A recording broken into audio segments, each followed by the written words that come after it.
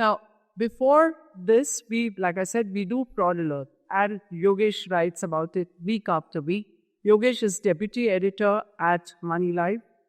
He has had a long stint with Thomson Reuters before he joined us, and Doordarshan before that. He is also our go-to person at Moneylife whenever we are stuck on any IT-related issue.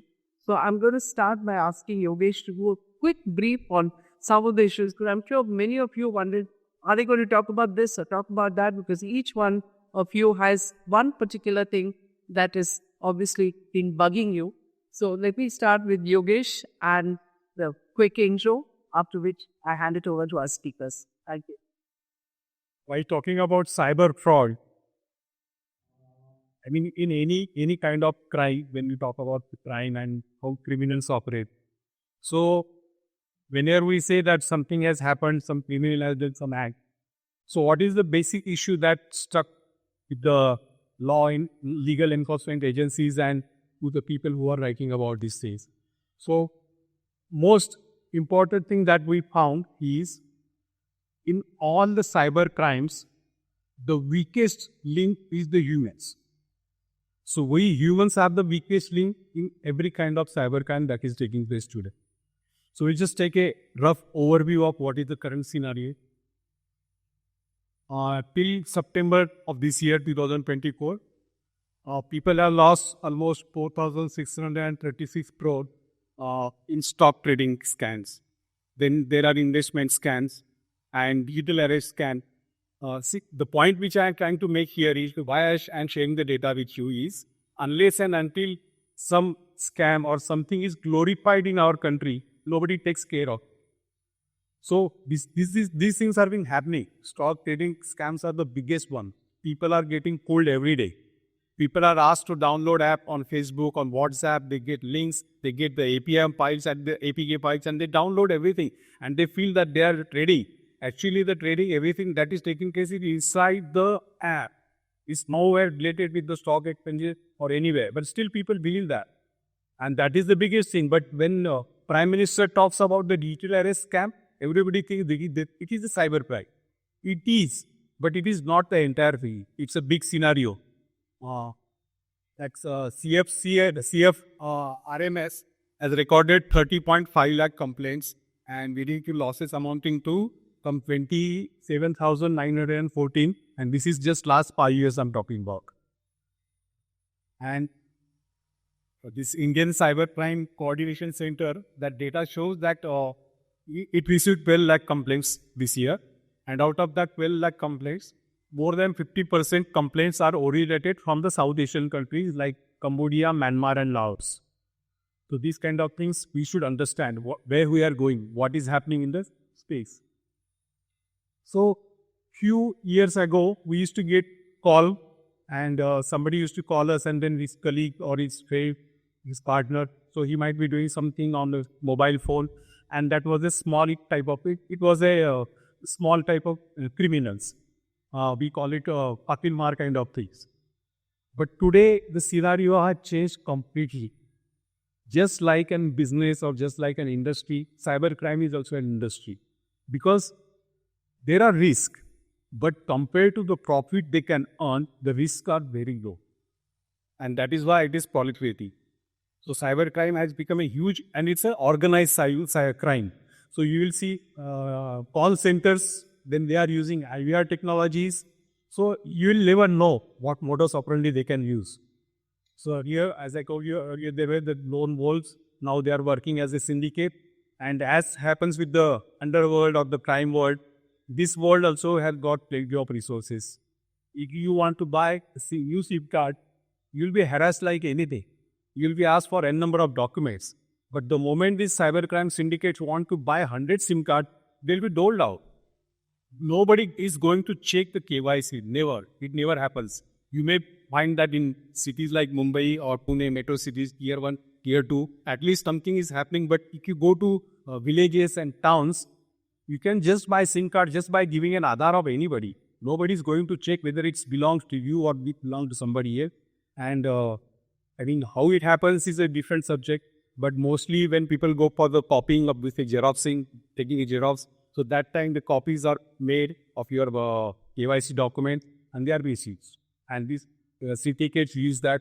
Plus, there are mule accounts, mule bank accounts. The people will take money from your account and they will park it into a mule account, and from there it gets siphoned off. So how these mule accounts are created? Earlier, they used to convince the person that please allow me to use your account because I can't use my account here. I have some issues. But now people are rating the mule account, their bank accounts to criminals. So they are earning some money. So if the criminal says that I am going to make a transfer in your account, it will be about 2 lakh rupees and you will get 10%. So everybody is happy with that money. People are just lending their accounts. Then since I told you email IDs can be made by any name. Even just before yesterday, I received a mail from Mumbai Police Commissioner, and it has got all kind of stamps there, CBI and then law and everything. Every stamp was there, whatever is available. Notice stamp, it was also there. And they said that you are indulging in child pornography and other things. So that is the regular bill that we read. But the point is, these criminals, these syndicates, they are getting easy access to all these things, and they are pulling people.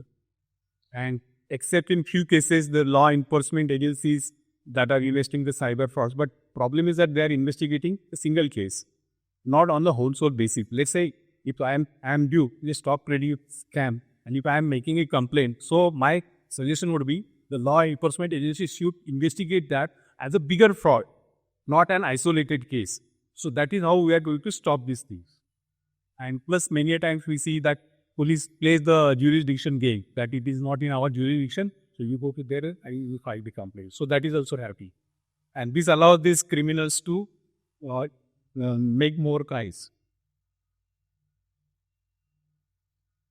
So this organized syndicate system allows criminals to play a long game. Like earlier I told you, the Chamtara guys, they used to just make a single phone call, and in that one phone call, whatever they can grab from you, so they used to get it and vanish. But now they are playing a very long game. So let's say, I wrote about this online dating and honey traps. So there are syndicates who play a very long game. So they keep chatting for months together, and after a certain time, they will dupe the person. Same thing is happening with stock investment. Why people call this stock investment really scam? Because they are shown huge profits. And they say somebody wants to say that, okay, I want to withdraw some 10,000 rupees from my account. So they do allow this kind of money. But they know that once they allow it, they will gain the trust. And after that, the pig butchering happens. And plus there is this authorized push payment system where in UPI, so where you can pay the money as well as somebody can ask you to send the money. So these scams are also happening. And this scam scope report from ACI worldwide, it says that in India, this APP scam, that is authorized push payment scam, like you are asking money from me. So these scams are about 3,730 crore in 2023, and they are projected to grow at about 5,000 crore rupees by 2028. Now, this is a new modus operandi that is being used by these cyber criminals.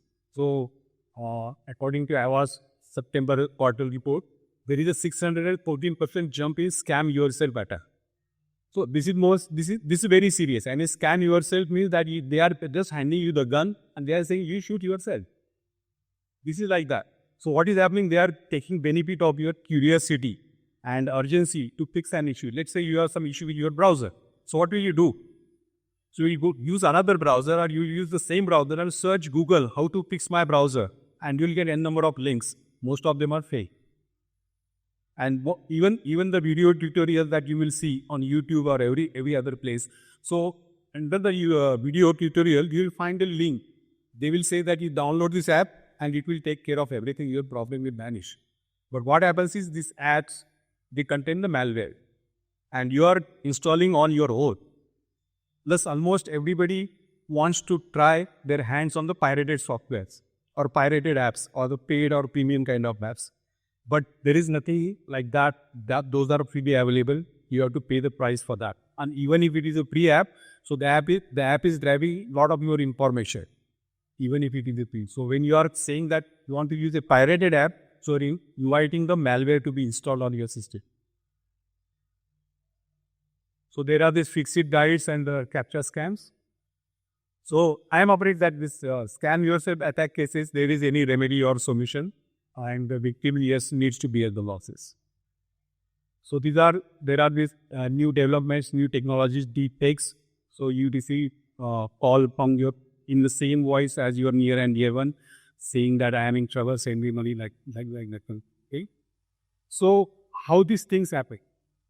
I mean, how they get your voice of your near and dear, they say voice of my daughter or my son or my photo of my son and my daughter, how they get it, they access. So it's all available in the social media. That is what we are posting ourselves on Facebook or Twitter or any other Instagram. So they are using our own data to spoof us and scam. Why artificial intelligence, machine learning and LLM, that large language models, they offer in quite good benefits, but their misuse by criminals is a growing concern. Now everybody talks about cybercrime, hacking, but nobody wants to talk about the hardware part of it. In the hardware part, just a few moments ago, we were discussing at the background. So here is a case. It is a tweet. Siri, Alexa, hey Google, your smart TV and car are all listening. My husband and I had in discussion about getting a Dyson vacuum cleaner the other night. Lo and behold, the next day we are both being targeted with ads. It's like trading your privacy for convenience 1984 style. It is happening. It's happening regularly. Google grabs all your data. So are all other apps. Your mobile app also grab your data. I don't know if you remember some 14 years ago, there was a Stuxnet malware. It was very, very, very sophisticated piece of program that anybody has done. And it is not possible to do it by alone. Even cybercrime syndicates didn't find it very difficult. So it was a state-sponsored malware created. I mean, people are saying that it is created by maybe US and Israel were behind this. So that malware, it attacked only the centrifuges of Iranian nuclear program, that device. Only the centrifuges. It hit there and it attacked that program to destabilize the program. And Sophos antivirus, well, the security provider, according to Sophos, multiple nation-state adversaries based in China are targeting perimeter devices. One gentleman told me that Windows is the most culprit. So why don't you just go and check which operating system the ATMs are using? You'll be surprised. Because in June 2018, RBI warned all the banks that you should upgrade your ATMs, the operating system of your all ATMs, to Windows XP, to the newer platform by December 2019. Just remember this, December 2019. What is the biggest point? And RBI told to upgrade to from Windows XP to other systems. And the funniest part is, at that time, 50% of the ATMs were using Windows XP, and Microsoft ended the support of that system in few years. But I don't know how many ATMs are still using the same operating system. That is the big question. Let's talk about this online frauds. We found two basic reasons behind all online fraud. One is greed and one is fear. So, लालच बहुत बुरी बला रहे.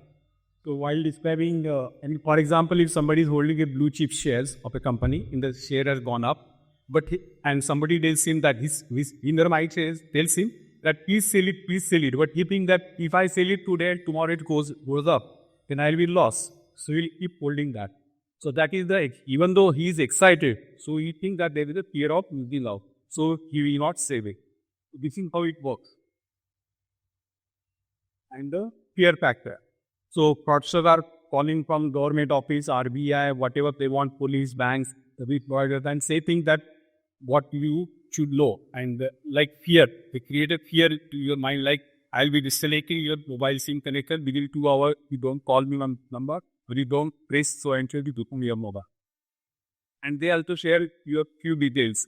So basic question that we ask is how they get access to all the information about me or me.